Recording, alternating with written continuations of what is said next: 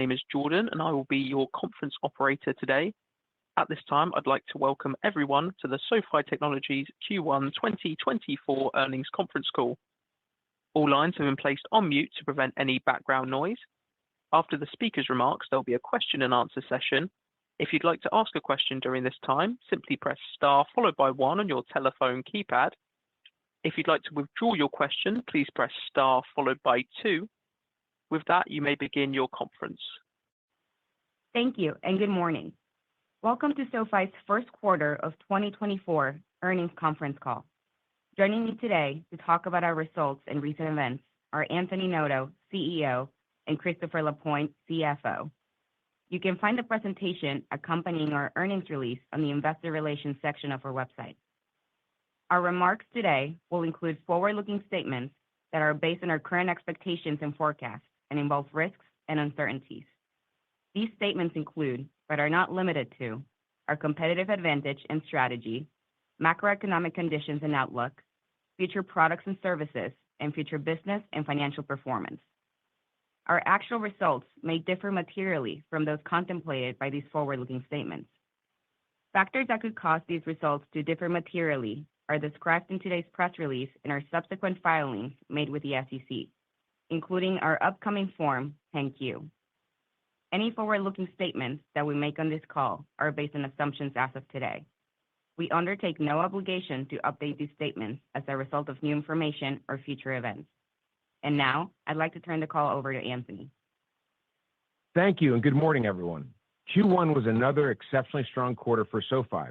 We continue to successfully execute on our strategy of making SoFi the one-stop shop for digital financial services. We expected that 2024 would be an important year of transition. Heading into this year, we had a conservative outlook given interest rate volatility, industry liquidity, inflation, and macroeconomic environment concerns.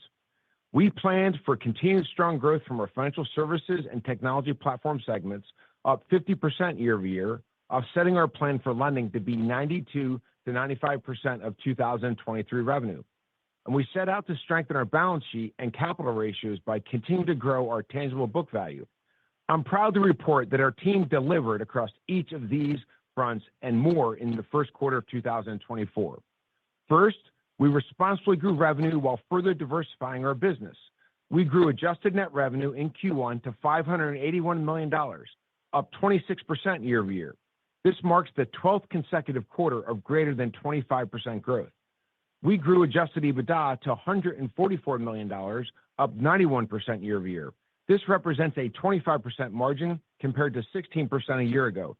I'm pleased to report that our financial services and technology platform segments make up a growing portion of our revenue quarter-over-quarter, contributing 42% of adjusted net revenue in Q1. This is up from 40% last quarter and 33% a year ago, and we remain on track to finish 2024 with our revenue mix near 50/50. Second, we posted GAAP net income of $88 million. This includes a $59 million one-time benefit from the recent exchange of convertible notes, which Chris will talk about more in a moment. After achieving our first quarter of GAAP profitability in Q4 2023, we committed to sustaining profitability for the full year of 2024, and we did so in Q1. We posted GAAP EPS of 2 cents per share, which excludes the benefit from the convertible note exchange. Third, we further reinforced our balance sheet for long-term growth.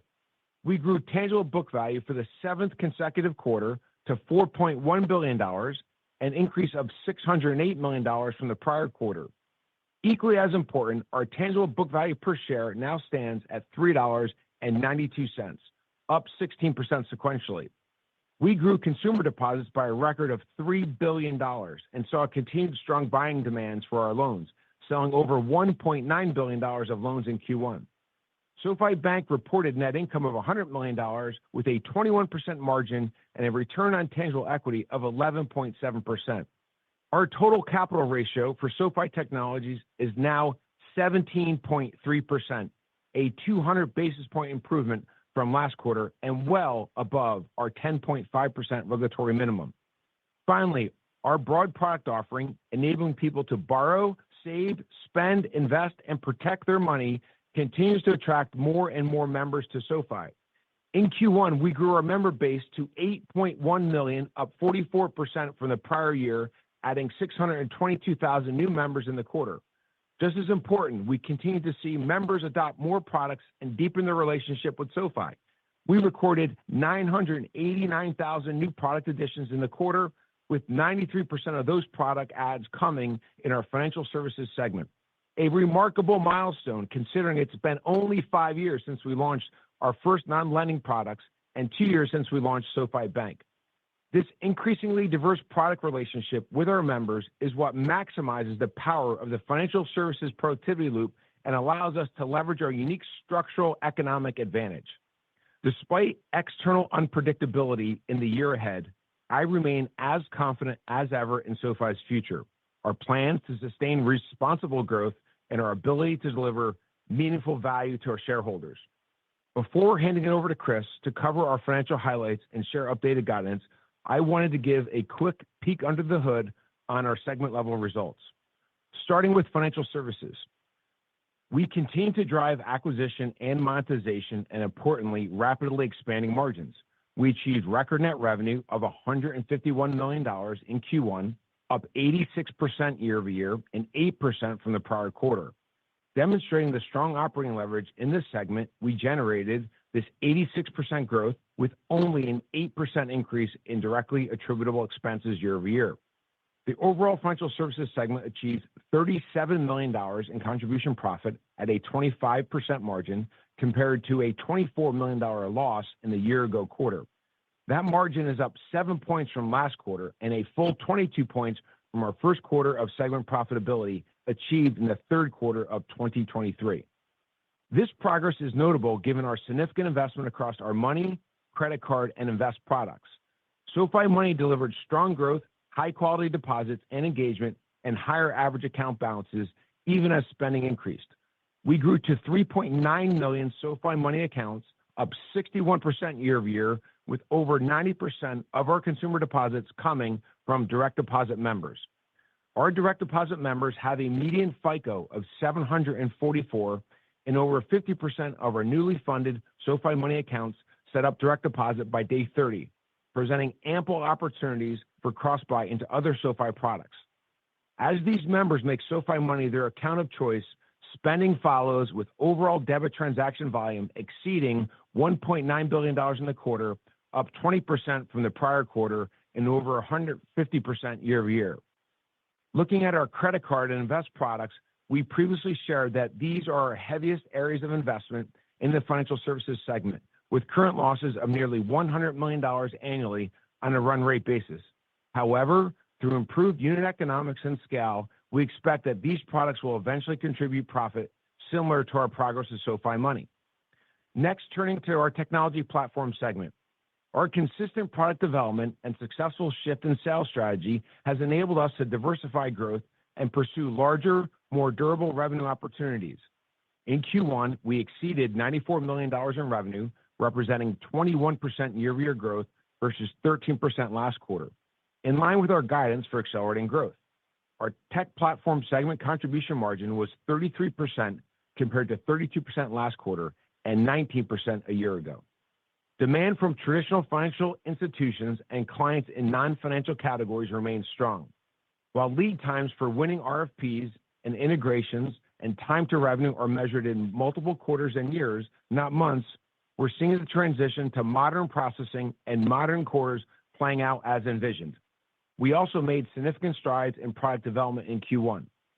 We enhanced our partnership with the Bancorp to offer real-time payments, improving the money movement hub, enabling multiple new use cases for B2C and B2B clients. We launched post-purchase buy now, pay later for banks and fintechs to deliver flexible financing solutions for debit and credit purchases. Galileo and SoFi Bank partnered to launch a small business financing card program with Rapid Finance. And importantly, we continue to make progress with our growing pipeline of new partners in the quarter. And finally, turning to lending. As we shared last quarter, we've taken a more conservative approach toward originations given our concerns around rate uncertainty and the broader macro climate. For Q1, adjusted net revenue of $325 million was flat year-over-year. Personal loan origination growth slowed to 11% year-over-year to $3.3 billion, in line with our more conservative approach. In fact, the balance of personal loans on our balance sheet declined 2% quarter-over-quarter. Student loan originations grew 43% year-over-year to $752 million, and home loan originations increased 274% year-over-year to $336 million. A record 82% of the segment's adjusted net revenue was derived from net interest income, compared to 76% last quarter and 62% in the year-ago quarter. This is a direct benefit of our bank charter and our ability to hold loans longer when advantageous. The percent of adjusted lending revenue from net interest income has more than doubled since we launched the bank 2 years ago.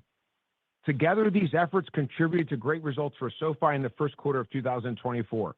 I am incredibly proud of our team's perseverance to serve our members and clients' financial needs in face of continued volatility and uncertainty around the world, while delivering good, consistent growth, profitability, and shareholder value creation. With that, I'll hand it over to Chris. Thanks, Anthony.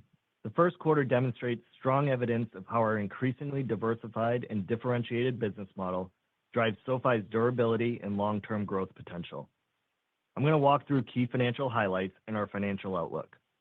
Unless otherwise stated, I'll be referring to adjusted results for the first quarter of 2024 versus first quarter of 2023. Our GAAP consolidated income statement and all reconciliations can be found in today's earnings release and the subsequent 10-Q filing, which will be made available next month. For the quarter, we delivered adjusted net revenue of $581 million, with growth of 26% year-over-year. Adjusted EBITDA was $144 million at a 25% margin. This represented over 8 points of year-over-year margin improvement, demonstrating significant operating leverage across all functional expense lines. In fact, sales and marketing declined as a percentage of adjusted net revenue by 9 points relative to the year-ago quarter, while total non-interest operating expenses declined 16 points year-over-year. We delivered our second quarter of GAAP profitability, with GAAP net income reaching $88 million, a $122 million improvement year-over-year. Net income included the benefit of a $59 million net gain associated with the exchange of a portion of our 2026 convertible notes at a discount for equity during the quarter. We reported GAAP diluted EPS of $0.02, which was not impacted by the gain from the convertible note exchange. Now on to the segment-level performance. Starting with financial services, where net revenue of $151 million increased 86% year-over-year, with new all-time high revenue for SoFi Money and lending as a service, as well as continued contributions from SoFi Invest and credit card. Overall monetization continues to improve, with annualized revenue per product of $59, up 31% year-over-year, versus $45 in Q1 2023. This is driven by higher deposits and member spending levels in SoFi Money, greater AUM and monetizable features in SoFi Invest, and robust growth within SoFi credit card spend. Net interest income increased 106% year-over-year, primarily driven by $11.5 billion growth in deposits year-over-year. Our non-interest income increased 34% year-over-year, primarily driven by two factors: interchange, which grew 65% year-over-year, based on over $7.5 billion in annualized spend, and referrals from our lending as a service product, which grew 32% versus the prior year period. Contribution profit reached $37 million at a 25% margin for the quarter, even as we continue to invest to rapidly grow this segment. Despite our Invest and credit card businesses collectively losing nearly $100 million on an annualized basis, we still achieved strong margins. Lastly, we reached 10.1 million financial services products in the quarter, which is up 42% year-over-year, with 919,000 new products in the quarter. We reached nearly 3.9 million products in SoFi Money, 2.2 million in SoFi Invest, and 3.6 million in Relay. Shifting to our tech platform, where we delivered net revenue of $94 million in the quarter, up 21% year-over-year and down 3% sequentially. Annual revenue growth was driven by strong performance from new clients onboarded over the last 9 months, large bank deals signed in Latin America, and strong monetization of existing clients launching new products on our platform. Galileo accounts grew 20% year-over-year to 151 million. The segment delivered a contribution profit of $31 million, representing a 33% margin. We continue to leverage investments made in the segment as we continue to position Tech Platform for higher rates of diversified, durable growth going forward. We expect Tech Platform revenue to accelerate in 2024 with strong margins. Turning to lending, first quarter adjusted net revenue remained flat year-over-year at $325 million, with $208 million of contribution profit at a 64% margin versus $210 million a year ago. These results were driven by a 33% year-over-year growth in our net interest income, while non-interest income was down by 53%. Growth in net interest income was driven by a 59% year-over-year increase in average interest earning assets and a 114 basis point year-over-year increase in average yields. This resulted in an average net interest margin of 5.91% for the quarter, up 43 basis points year-over-year. I'd also highlight our $3 billion of deposit growth in the quarter compared to the $242 million of net loan growth on the balance sheet. This has allowed us to continue to reduce our reliance on outside warehouse funding, which is 226 basis points more expensive than our deposits. As a result, we reduced our warehouse utilization this quarter by $2.4 billion. The 226 basis points of cost savings between our deposits and our warehouse facilities continues to support our net interest margin and translates to nearly $500 million of annualized interest expense savings at our current deposit base. It also underscores the benefits of having the option of holding loans on balance sheet when advantageous and collecting net interest income. We expect to maintain a healthy net interest margin above 5% for the foreseeable future and benefit from the continued mix towards deposit funding, along with our ability to sustain healthy deposit versus lending betas. On the non-interest income side, Q1 originations grew 22% year-over-year to $4.4 billion and were driven by growth across our personal, student, and home loan products. Personal loan originations growth slowed to 11% year-over-year and 2% sequentially to $3.3 billion, which was anticipated and in line with our more conservative approach given macro uncertainty. Our student loans business saw origination volume grow 43% year-over-year, with a slight 5% decline sequentially to $752 million. Home loans grew by over 270% year-over-year and 9% sequentially to $336 million. Our personal loan borrowers' weighted average income is $169,000, with a weighted average FICO score of 746. Our student loan borrowers' weighted average income is $146,000, with a weighted average FICO of 768. In the first quarter, we sold portions of our personal loan, student loan, and home loan portfolios, totaling over $1.9 billion. That comprises approximately $1.26 billion in personal loan principal, $300 million in student loan principal, and nearly $350 million in home loan principal. In terms of personal loan sales, we closed $500 million of loans in whole loan form and $700 million in ABS at a blended execution of 105.7%. These had similar structures to other recent personal loan sales, with cash proceeds at par or at a small premium to par, and the majority of the premium consisted of contractual servicing fees that are capitalized. These deals included a small loss share provision that is above our base assumption of losses and immaterial relative to the exposure we would otherwise have if we held the loans. As a result of the personal loan sales in the quarter, the quantity of personal loans on our balance sheet declined sequentially despite growth in originations. Additionally, we sold $62.5 million of late-stage delinquent personal loans principal in the quarter. Typically, we do not sell delinquent loans until they are charged off, but we were able to generate positive value generated from both recovery and servicing value relative to letting the loans charge off and sell after the fact. As discussed during Q4 results, roughly 15% of our losses came from credit tiers that we ceased originating several quarters earlier, which represented 3% of unpaid principal balance.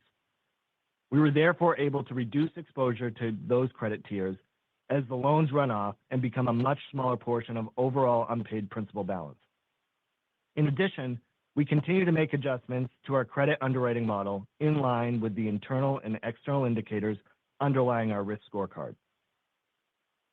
Moving to our student loan sales, we closed $294 million of loans in whole loan form at an execution of 104.9%. This sale had no accompanying loss share provision nor senior secured financing option. Finally, our $344 million of home loan sales were sold at a blended execution of 100.9%. Also in the quarter, we executed $399 million of senior secured financing, which will show up on our detailed balance sheet as senior secured loans held for investment at amortized cost. These loans have a fixed term structure and are secured against the underlying assets, therefore equivalent to the investment grade bonds if we were to do a securitization for the same pool of collateral. In addition, these loans are priced at market rates, which not only helps to diversify our balance sheet, but also provides an additional return above our cost of funding and a yield similar to the net interest margin of our loans, which are unsecured. Turning to credit performance, our on-balance sheet 90-day student loan delinquency rate was 13 basis points, while our annualized student loan charge-off rate was 60 basis points. Our Q1 on-balance sheet 90-day personal loan delinquency rate was 72 basis points. Our annualized personal loan charge-off rate decreased to 3.45% from 4.02% in Q4, including the impact of asset sales, new originations, and the delinquency sale in the quarter. We anticipate ongoing normalization in credit performance toward pre-pandemic levels of 7 to 8% life of loan losses. Now turning to our fair value marks and key assumptions. Our personal loans are marked at 104.2% as of quarter end, down from 104.9% at the end of Q4, and well below the 105.7% blended execution achieved on the $1.2 billion in personal loan sales. The lower personal loan mark was primarily a function of the discount rate increasing by approximately 30 basis points to 5.8%. This was driven by the underlying benchmark rate increasing by approximately 50 basis points and spreads tightening by 20 basis points in line with industry trends.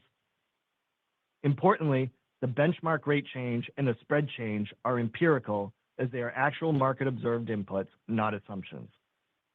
In addition, the mark was negatively impacted by the annual default rate increasing by 9 basis points to 4.85% and the annual prepayment speeds increasing by 150 basis points to 24.7%, which has an immaterial impact on the overall change in the mark.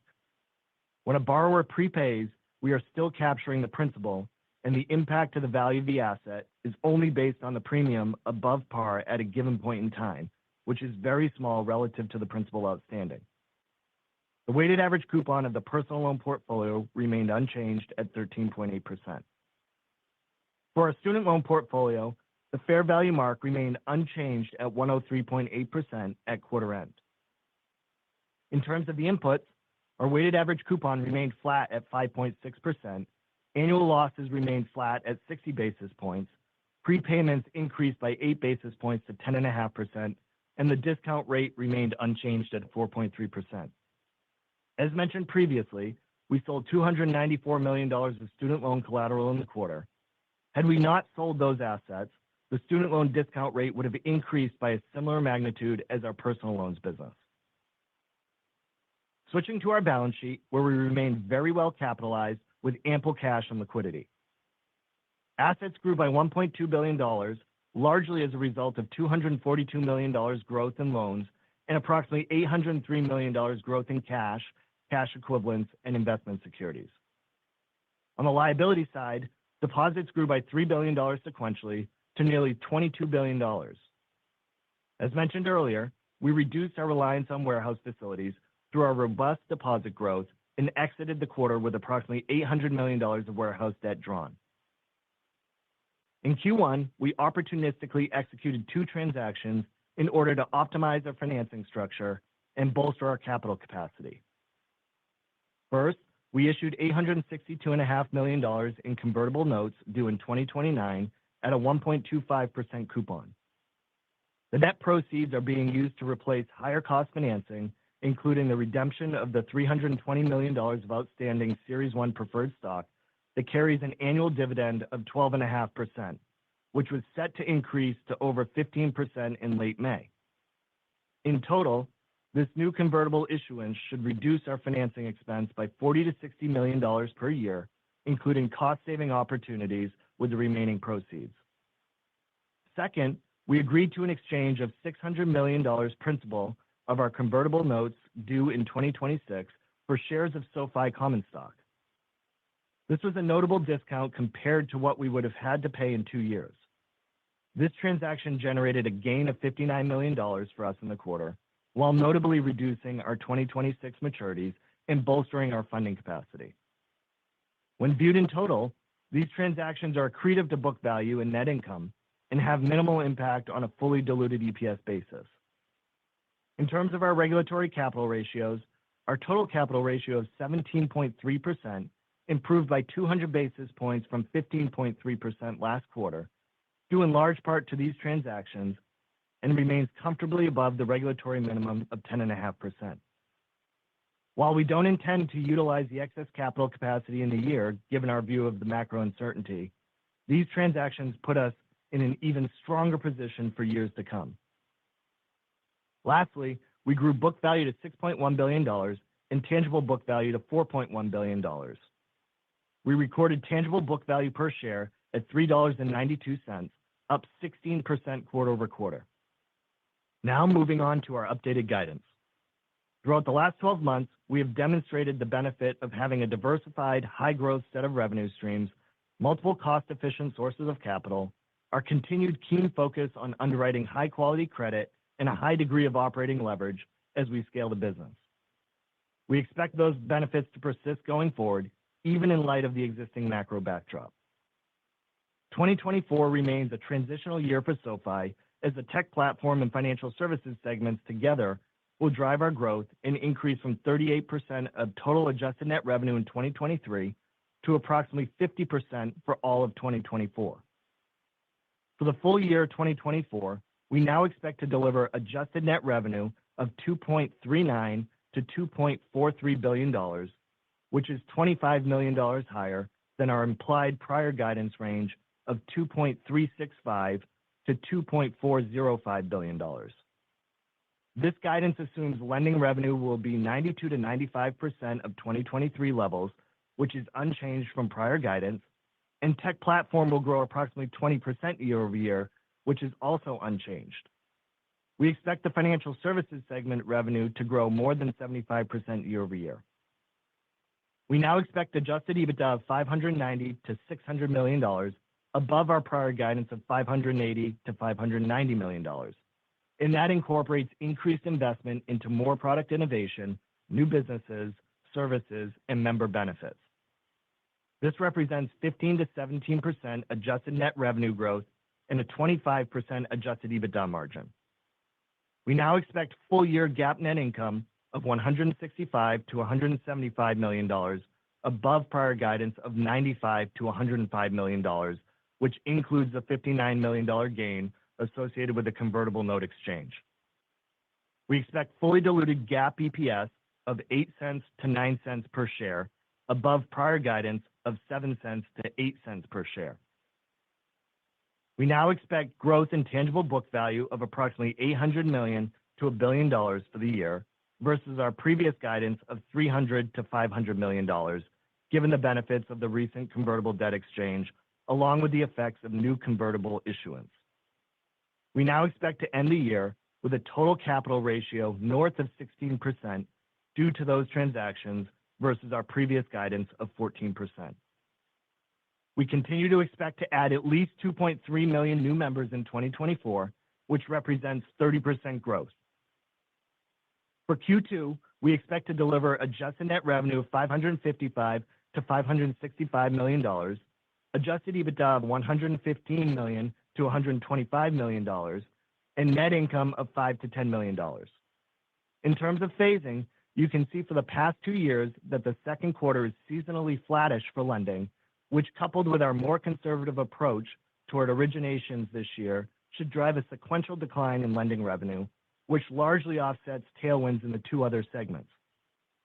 In terms of operating expenses, you can expect low single-digit sequential growth as we continue to invest in future growth. Overall, we couldn't be more proud of our Q1 results and continued progress. Having delivered over $581 million of adjusted net revenue and $144 million of adjusted EBITDA, we continued to make great progress against our long-term objectives in the quarter and remain very well capitalized to achieve our vision of making SoFi the one-stop shop for digital financial services. With that, let's begin the Q&A. At this time, I'd like to remind everyone, in order to ask a question, press star, then the number one on your telephone keypad. Please keep in mind we'll take only one question per person at a time. Please rejoin the queue for any additional questions. Your first question comes from the line of John Hecht of Jefferies. John, please go ahead. Morning, guys. Excuse me. Morning. Thanks for taking my question. Chris, you gave some of the metrics in the personal lending book on, charge-offs and so forth. I'm wondering what you're looking at this point in terms of payment trends and kind of the underwriting factors that informs your credit outlook, and maybe if you could give us your thoughts on that as well. Sure. I'll start, and Anthony can chime in. So we feel really good about our credit and the underlying performance of our loans, and everything is performing in line with expectations while we continue to see the underlying signs of improvement. In Q1, our net charge-off rate was 3.45%, which was down from 4.0% in Q4, which included the impact of asset sales, new originations, as well as the delinquency sale that we did in the quarter. In terms of our outlook, we anticipate ongoing normalization in credit performance towards pre-pandemic levels of 7 to 8% life of loan losses, which is in line with what we said last quarter. Historically, life of loan losses could reasonably be approximated by the weighted average life of the portfolio multiplied by a given quarter's annualized net charge-offs. However, while our life of loan loss trends and our outlook are unchanged, the relationship to any given quarter's NCOs has changed. In fact, what we're now seeing, particularly with how recent vintages are playing out, is a more rapid factoring down of loan principal as a result of increasing prepayment speeds and demand for shorter-term loans. What that means is that we're starting to see a greater proportion of losses happening sooner, and as a result, we're seeing an outsized impact on NCO rates that are not directly correlated to the life of loan losses when applying the normal 1.5x weighted average life to them. In other words, for any specific recent vintage, you can expect to see losses lower in the latter stages than before and higher in the earlier stages. However, our life of loan losses will remain in line with our 7 to 8% outlook. What gives us confidence in that 7 to 8% outlook is that we have a decade of experience of underwriting high-quality credit, and as we've been talking about for quite some time, optimizing the credit profile of those we underwrite to is part of our DNA. We underwrite to cash flow. We have very robust analytics, detailed vintage-based models, and forecasts, which are managed by our second line of defense, and all of our outlooks are data-driven, resulting in the strong performance and outcomes that we've been able to achieve. Now, when looking at some of the specific numbers and trends that we're observing today, we've seen a material improvement in performance since we started tightening credit in mid-2022. When looking at recent vintages and their loss rates at comparable points in time to our Q3 2022 vintage, we've observed the following. In Q1, our Q1 2023 cumulative vintage losses through 12 months of being on the books was approximately 20% better than the Q3 2022 vintage over that same period of time, 12 months of being on the books. If you look at our Q2 2023 cumulative vintage losses through 9 months of being on the books, that was also 20% better than the Q3 2022 vintage over the same period of time. And then finally, our Q3 2023 cumulative vintage losses through 6 months of being on the books was nearly 40% better than the Q3 2022 vintage over the same period of time. So putting it all together, the performance improvement that we've observed in recent vintages, coupled with the short duration nature of the assets and the remaining principal on older and newer vintages prior to making credit cuts, gives us a very high degree of confidence in our 7 to 8% life loan loss outlook. Our next question comes from Mark DeVries of Deutsche Bank. Your line is open. Yeah, thanks for taking my question. Was curious whether just kind of given where you are now with the equity capital levels, whether you feel you have enough sources to support future growth, or do you potentially see yourself having to raise additional outside equity? Thanks for the question. We had significant excess capital prior to the transactions that occurred in the quarter. Our risk-based capital level was, over 15%. It's now over 17%, well above our regulatory requirement. And given our outlook on lending, there's no reason for us to change our stance on that business. We went into 2024 with a view that our growth would be driven by the combined impact of tech platform and financial services business. Those businesses are now big enough in terms of total scale and profitable enough that we could put our resources behind them, still grow as we did this quarter, over 26% year over year, while the lending business was essentially flat year over year. So our decision to make that transition in 2024 wasn't driven by capital. We had excess capital and could grow it much faster. We have even more excess capital now, but our stance hasn't changed because that wasn't the reason for keeping it relatively conservative. We feel great about the trends in tech platform and financial services. I think it's quite remarkable, the growth rate that we're achieving there and the level of profitability. If you had asked me 6 years ago, could we deliver in the first quarter of 2024, 25% revenue growth, 25% EBITDA margin, growth in tangible book, about 16% sequentially, in addition to record deposits and strong member growth of 44%, with lending being flat, I would have said not a chance. So it's a real testament to diversification of our business and the optionality we have to drive growth in different environments. But we started in October talking about higher for longer. And while the market and different government officials led people to believe there'd be 6 rate cuts at one point, now we're down to 1 to 2 rate cuts. We think we took the appropriate stance and we're well positioned to play where the economy goes in 2024. Our next question comes from Dan Dolev of Mizuho. Please go ahead. Hey guys, really strong results. Congrats. I have a question about the NIM, really stable NIM trends. Can you, Chris, comment on the future NIM trends, how you're seeing them? I would appreciate it. Thank you. Sure. Thanks, Dan. So, yeah, we've been very successful in maintaining healthy net interest margins and continuing to expand them over time. In Q1, our net interest margin was 5.9%, which was up 43 basis points year over year. And more importantly, what we've seen is year-over-year net interest margin expansion in every single quarter throughout 2022 and 2023.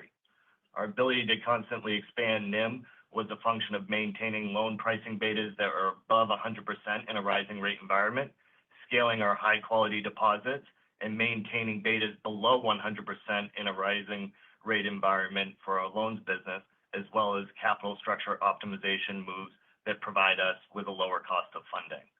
We do expect to maintain healthy margins for the foreseeable future, breaking it down between the asset side and the liability side. On the asset side of the equation, in a higher for longer rate environment, we do expect to maintain strong yields north of 9%, which is consistent with what we've observed over the course of the last several quarters, even in light of seeing a mix shift away from personal loans on the balance sheet. And then on the liability side, we expect to be able to maintain a healthy cost of funding, even while maintaining a highly competitive APY on our SoFi Money product. That's a function of a few things. First, we recently issued the $862.5 million of convertible notes at a rate of 1.25%, which was used to displace much higher cost of funding. Second, we still have room to fund more of our balance sheet with lower cost deposits. We have $2.6 billion of higher cost brokered CDs, $800 million of warehouse lines that are outstanding, and about $500 million of a corporate revolver outstanding. So net, we're really confident in being able to maintain net interest margins above 5% for the foreseeable future. Our next question comes from Kyle Peterson of Needham & Company. Your line is open. Great. Thanks, guys. Good morning, and appreciate you taking the question. Just wanted to dive a bit more into, deposit growth and pricing. Obviously been really strong growth on that front. But, if you could, give a little more detail specifically on, deposit betas and, what the biggest drivers of growth will be, particularly if we are in a higher for longer environment, that would be great. Yeah, Chris can comment on the betas. What I'd say is we raised our 24 revenue outlook in terms of the range by more than we beat in Q1. And that's because of the positive tailwinds we're seeing in both tech platform as well as financial services. We had record growth in deposits in Q1 of $3 billion. We've seen really strong debit spending trends. We're annualizing more than $8 billion now. So that will definitely continue to have a tailwind. We're uniquely positioned to be able to provide an attractive APY in the deposit business, given the fact that we're an originator and we can match up what we're lending at versus what we're paying out from a depository standpoint. In addition to that, we've really seen strong trends from the underlying existing customers for the tech platform business, in addition to uptake of new products such as payment risk platform, as well as the connected chatbot product. So we feel good about the largest components of our revenue going to the back half of the year. And then we have the additional contributions from businesses like SoFi Invest, as well as our credit card business, and efforts that we had with Lantern on small, medium business lead generation. Those are all contributing smaller dollar amounts, but moving quite strongly in a direction of continued tailwind as well. And then from a beta perspective, we ended up exiting the quarter with $21.6 billion of deposits. That was up $3 billion quarter over quarter, with more than 90% of the deposits coming from direct deposit members. We ended up launching a checking and savings product back in February of 2022 with an APY of 1%. And then at the end of Q1, our APY was 4.6%. So our overall beta over the course of time has been in the 65 to 70% range. Our next question comes from Reggie Smith of JP Morgan. Please go ahead. Hey, good morning. Thanks for taking the question. I wanted to kind of dig into the financial services segment a little bit. One of the disclosures you guys gave in the press release is the FICO score of some of your new depositors. I guess my question is, what's your appetite for, really growing the credit card business, and maybe talk about like what that looks like ultimately growing that. And then my second question, still related to financial services, is at what point would, I guess, interest from credit card outweigh maybe some of the transfer pricing that you're getting from the lending segment? Is that an ultimate goal where that business is driven more by the actual lending of the credit card business? If that makes sense. Thanks a lot. We're really excited about where we are with credit card. We've had a great journey in launching the credit card, learning quite a bit about our go-to-market strategy, how we're marketing and targeting potential new members with credit card, in addition to understanding the underlying credit trends and what the right credit model is, in addition to other factors like fraud and risk overall. We've brought in significant subject matter expertise in the credit card business that have actually built near prime cards in the past. Our product remains a prime product. It will continue to be a prime product. But we felt like, coming out of 2023, that we had the learnings that allow us to be more aggressive in 2024 in that business as things unfold. So expect us to invest more in the business and see some good innovation in the back half of the year based on the learnings that we've had from the last 3 years. It's a great product. It has a high ROE product, but there is a J curve that you have to go through.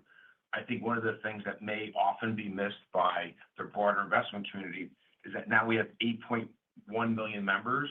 We can market our credit card to known members with known credit profiles, known spending capabilities, cash flow capacity, et cetera. And so we're at that point now where we would really like to put more resources behind a strategy that we think is really working in our benefit as it relates to the interest rate and a relationship to the rest of our funding costs. I'll let Chris answer that. Yeah, so right now, this is a super high ROE business, and in terms of the mix shift towards the lending product, we still have significant low cost of funding through our deposit base. And as Anthony mentioned, we're going to start scaling this business more rapidly. We have started to see some good green shoots in terms of early stage delinquencies and losses that are performing materially better than historical vintages, so we can start investing more heavily in this business. Our next question comes from Peter Christiansen of Citigroup. Your line is open. Good morning. Thanks for the question. Great to be on the call. I'm curious about network fees in the financial services segment, which were down quarter over quarter. I think the expectation there was that they would rise sequentially. Just if you can give a little bit of color there. Thank you so much. Yeah, absolutely. So we are seeing really good spend behavior. We had about $1.9 billion of overall spend in the quarter. That was up from $1.5 billion in Q4 and $1.2 billion in Q3 of last year. We did benefit from a small one-time benefit from a partner on the network fee side. But what you can expect going forward is relatively linear growth with spend behavior over the course of 2024. So there was a one-timer in Q4 that made for a tough comp, but going forward, you can think of linear growth for relative to spend. Our next question comes from Jeff Adelson of Morgan Stanley. The line is yours. Hey, good morning, guys. Thank you for taking my question. Chris, maybe just to circle back on the improvement in the charge-off rate for personal loans. Seems like we saw a 15% sequential decline there, sort of in line with the comments you've made about the 15% of credits coming out of the system over the last quarter and this quarter. How long should we maybe expect that to persist? I know you're still talking about the charge-off rates normalizing towards your life of loan targets. Just kind of curious how that short-term dynamic might play out. And then I guess, the comments on keeping your excess capital this year in light of the macro uncertainty. Are you hearing anything from your regulators on there about, any sort of buffer you might need to keep? Have you tried to run an excess capital drawdown scenario from an internal stress test, or have you ever tried to size that? Just kind of curious because it seems like the macro uncertainty is a bit at odds with what we're hearing from other lenders, which are pointing to a little bit more of a stable to improving macro. So just trying to understand why maybe you wouldn't lean in a little bit more on the personal loan side here. Yeah, sure. I'll take some of the losses. Anthony can hit on some of the excess capital. On the losses front, we did see a decline in net charge-offs, but what's important is the net charge-off rate is a function of a number of factors. It's originations in the period, it's pay downs, it's a term of the loans that we're underwriting to. We did benefit in this period from the late stage delinquency sale that we did, which helped drive the overall losses down sequentially. What I would guide you to is that 7 to 8% life of loan loss outlook, which we feel extremely confident in given some of the loss trends and delinquency trends that we're seeing in our more recent 2023 vintages. On the excess capital point. Yeah, so what I'd say is we 100% have the option to drive the lending business faster if we'd like. We do stress tests, as you would imagine, internally and externally for others across the entire ecosystem in which we operate. And starting the year at the risk-based capital that we had at 15%, even with stress tests, gave us ample opportunity to invest in that business at a rate that we wanted to. I would say our outlook for the lending business is more reflective of the uncertainty as opposed to whether or not there are great trends. As you see in our lending business, it's actually performing quite well. We're driving great returns there, good steady credit performance as expected. It's not that we're expecting a huge drop off the cliff or huge deterioration. It's that we've gone from in the last 6 months, the market anticipating 6 rate cuts as you got into the sort of October time period to then, now you're down to 1 to 2 rate cuts. And prior to the 6 rate cuts, people were talking about higher for longer in October. And so there's been a complete swing of the interest rate environment. as you just saw in the banking industry, that creates liquidity issues for different banks. We're concerned about others not being able to manage the liquidity issues. Last year at this time, we were experiencing First Republic going under. That was not anticipated. I don't know what's around the next quarter. I do know that we have a great member base. We have excess capital well above what we started the year with at 17%. So we have the option to grow the business much faster if we choose to. And one of the things we haven't talked about is we're now selling a significant amount of loans. We sold $1.9 billion of loans in the quarter. That demand remains strong. And so to the extent that that demand continues to increase and remains strong and the environment remains sort of stable and more predictable, could we be more aggressive in the lending business? 100%. We have the capital, we have the go-to-market strategy, we have the flexibility in the balance sheet, and we have the aptitude to be able to do it. We're just taking a very conservative view to make sure we don't go into an environment that we're completely unprepared for. Taking a conservative stance gives us the most optionality to do more, but not necessarily to have to do less. Yeah, and the only other thing I would add to quantify some of those numbers in terms of our overall capacity is that we have more than $20 billion in capacity to originate loans. And even though even if we were to originate at that level, we would remain well above all regulatory minimums. In terms of what's driving the overall $20 billion, first, we expect to generate $800 to $1 billion of tangible book value in 2024, which translates to about $6.5 to $8 billion of incremental capacity. Second, loans are amortizing or paying down at an annual rate of $9.5 billion. Third, we have our previously announced $2 billion forward flow agreement in addition to a number of on-the-run transactions that we're doing in the capital markets front. Demand is extremely strong. We did $1.9 billion of sales this past quarter. And then lastly, we have incremental headroom in our overall capital ratio. So having said that, we have sufficient capacity, but we are taking a conservative approach. Our next question comes from Mihir Bhatia of Bank of America. Your line is open. Hi, good morning, and thank you for taking my question. I wanted to switch to the tech segment for a second. You had 20% account growth this quarter. I was wondering if you could comment on a couple of things there. One is, can you just comment on what's driving that? Maybe talk about some of the key customers you maybe added in the quarter. Also, just curious if you could provide some examples of the larger clients you have won since transitioning the sales strategy to focus on these large clients. And then just relatedly on the segment, margins improved nicely. And I think you've talked about this being a margin expansion year, but can you just comment on the margin trajectory from here? Thank you. Yeah, in terms of the tech platform, we saw good, consistent trends there.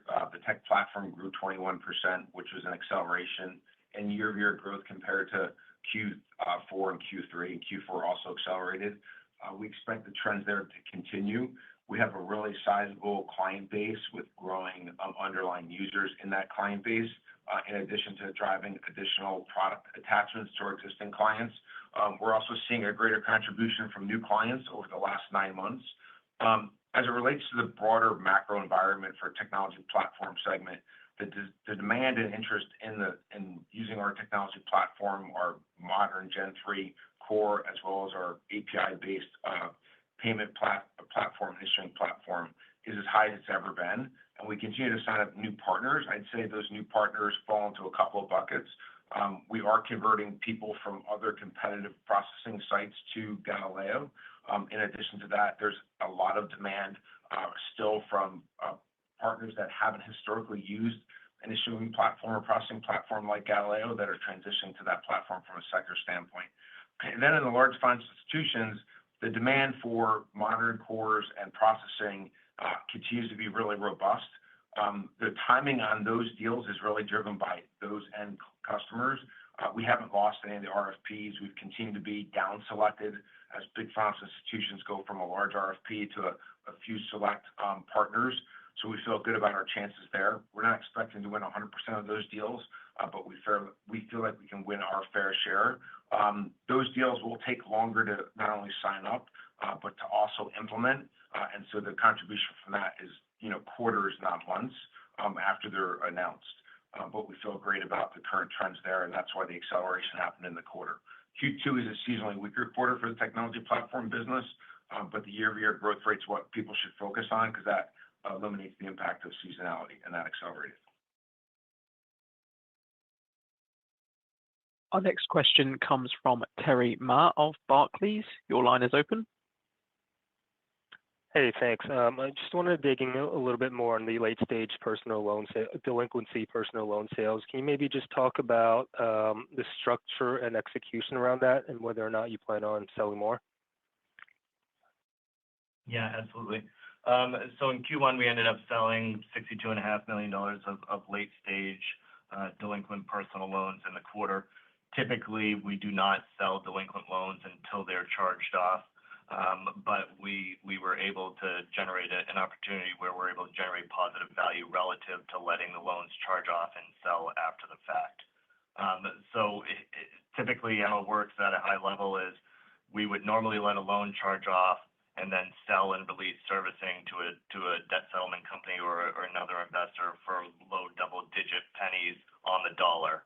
In this late-stage delinquency sales structure, we were able to retain servicing and portions of the recovery, which will result in nearly double the returns we would have otherwise been able to achieve.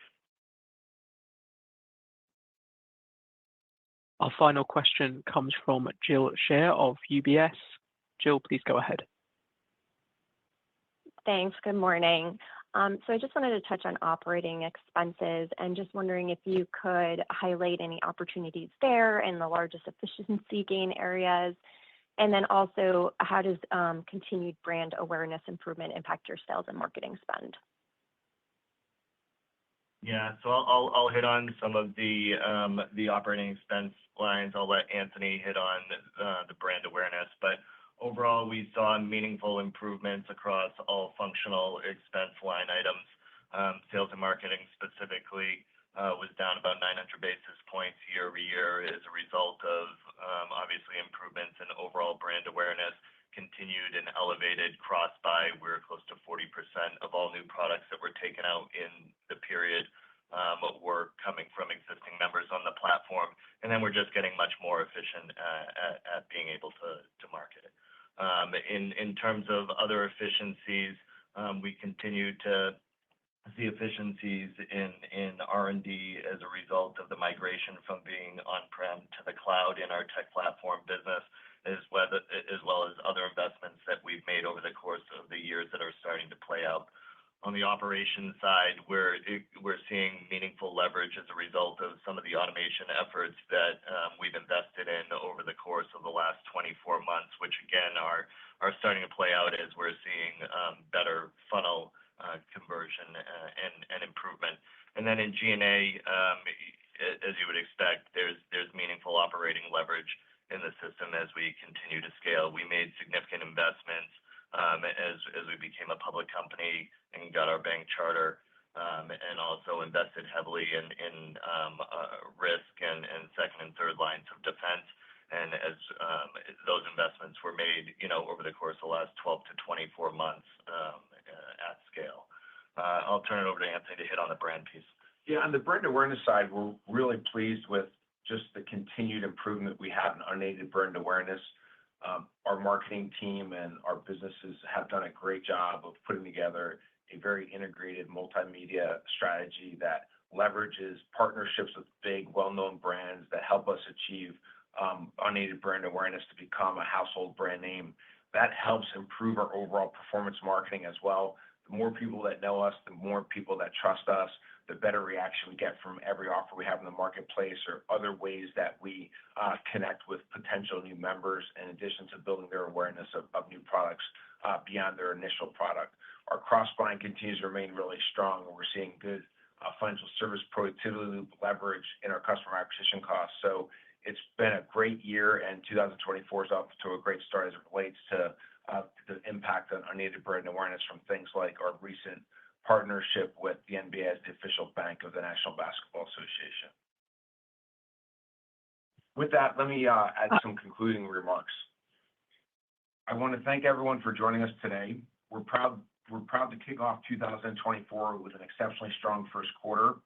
Our 26% revenue growth, driven by 54% growth in revenue from the combined tech platform and financial services, which now constitutes 42% of revenue, while no growth in lending gives us a very strong outlook for the year. with 25% EBITDA margins in the quarter and for the full year. Record $3 billion of deposit growth and 16% growth in tangible book value and 44% growth in members, now totaling 8.1 million in total, are a great testament to the success of our bold strategy and ability to execute across an unprecedented set of financial conditions over the last 6 years.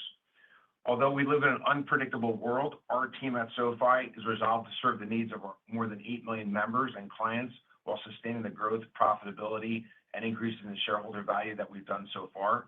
We thank you for your interest and look forward to talking to you next quarter.